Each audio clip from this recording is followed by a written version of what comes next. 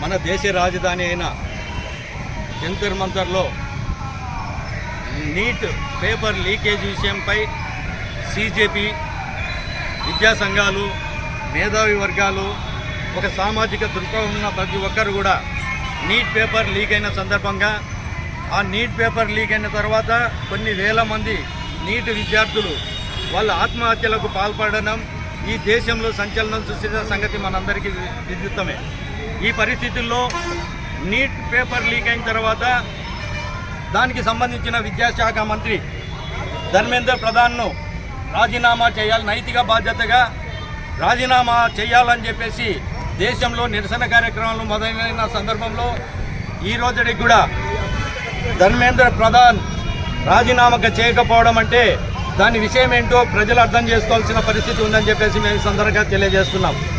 ఈరోజు CJP cockroach Janata party పేరు మీద అన్ని విద్యార్థులను చైతన్యపరిచి గత నెల నుండి జంతర్ మంతర్లో శాంతియుత పందాలో నిరాహార దీక్ష చేస్తుంటే దానికి సంబంధించి సోనం వాంగ్చుక్ అని చెప్పేసి ఒక భారతదేశ సైంటిస్ట్, అతి పెద్ద సైంటిస్ట్, అలాంటి వ్యక్తి కూడా స్పందించి ఈ భారతదేశంలో జరుగుతున్న అరాచకాలను ఎదుర్కోవాలా, దీనికి ఫుల్ స్టాప్ పెడితే కానీ విద్యార్థుల భవిష్యత్తులకు బాట వేయడానికి అవకాశం ఉంటుందని చెప్పేసి అతను స్పందించి ఆమరణ నిరాహార దీక్ష కూర్చున్న సందర్భంలో 20 రోజుల వరకు కూడా ప్రభుత్వం నుండి స్పందన రాకపోవడం, ప్రభుత్వము పోలీసులు ప్రైవేటు గుండాలను పెట్టేసి 20 రోజుల తర్వాత ఆ ఆమరణ నిరాహార దీక్షా శిబిరం లేకపోయి అతన్ని లిఫ్ట్ చేయడము, హాస్పిటల్లో చేర్చడం జరిగింది. అక్కడి నుండి పార్లమెంటు ముట్టడి, పార్లమెంటులో నిరసన గళాన్ని, పార్లమెంటు సమావేశాలు జరుగుతున్న క్రమంలో అక్కడున్న సంఘాలు, అక్కడున్న విద్యార్థులు, సీజేపీ కార్యకర్తలు, అన్ని రాజకీయ పార్టీలు, సినీ ప్రముఖులు అందరూ కూడా కలిసి పార్లమెంటులో ఈ విషయంలో చర్చ జరగాలని చెప్పేసి ఒక పార్లమెంటుకు శాంతియుత మార్చిని, జంతర్ మంతర్ నుండి శాంతియుత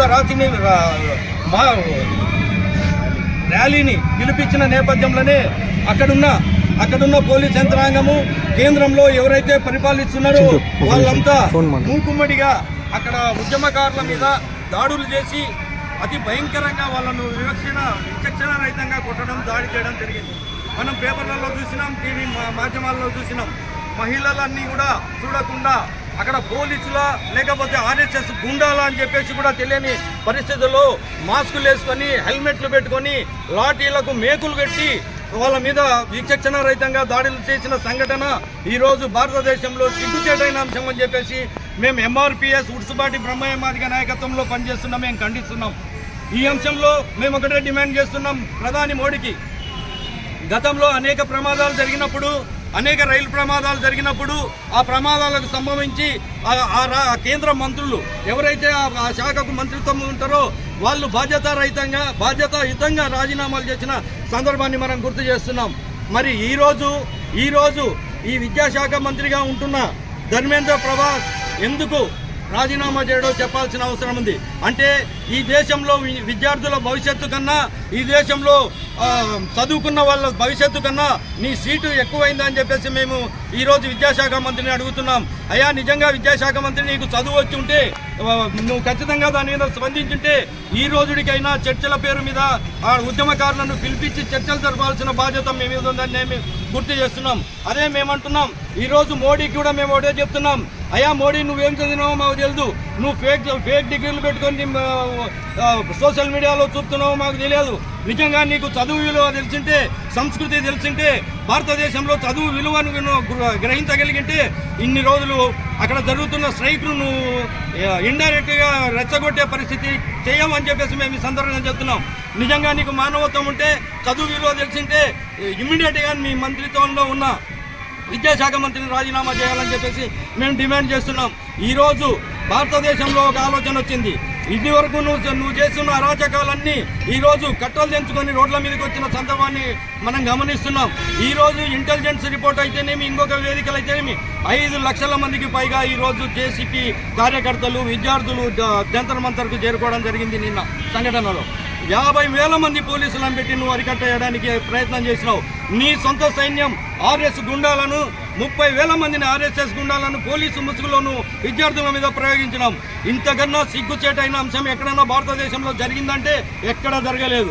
అంటే నీకు చదువు మీద పరిజ్ఞానం లేదు కాబట్టి, చదువు విలువ తెలియదు కాబట్టి నువ్వేదో హరికథలు చెప్పుకుంటూ పూజలు చేసుకుంటూ తిరిగే నీకు చదువు విలువ, విద్యార్థుల భవిష్యత్తు విలువ తెలియదు కాబట్టి విద్యాశాఖ మంత్రే కాదు, నువ్వు కూడా పాలించే అర్హత నీకు ఈరోజు భారతదేశంలో నువ్వు కూడా ఒక ప్రధానమంత్రిగా పాలించే అర్హత కోల్పోనాయని చెప్పేసి మేము డిమాండ్ చేస్తున్నాం. ఈరోజు అక్కడ జంతర్ మంతర్లో ధర్నా చేస్తున్న వాళ్ళంతా ఒక పక్క రాజ్యాంగాన్ని పట్టుకున్నారు, ఒక పక్క అంబేద్కర్ను స్మరిస్తున్నారు. ఎందుకు ఈరోజు ఆ పరిస్థితి వచ్చిందంటే నీ మూలంగానే, నువ్వు తీసుకున్న నిర్ణయాల మూలంగానే రాజ్యాంగాన్ని ఎప్పుడైతే నువ్వు తీసేయడానికి ప్రయత్నించావో, రాజ్యాంగాన్ని మార్చడానికి ప్రయత్నించావో సమాజం గమనిస్తుంది. ఆ సమాజము ఈరోజు ఉప్పెనలాగా ఢిల్లీ కేంద్రాన్ని నడిగొడ్డులో ఈరోజు లక్షలాది మంది ఈరోజు రావడం జరిగింది. దానికి ఇంకొక ఉదాహరణ చెప్తాం. పంజాబ్ నుండి రైతులు కూడా సంఘీభావం తెలుపుతున్నారు, హర్యానా నుండి రైతులు సంఘీభావం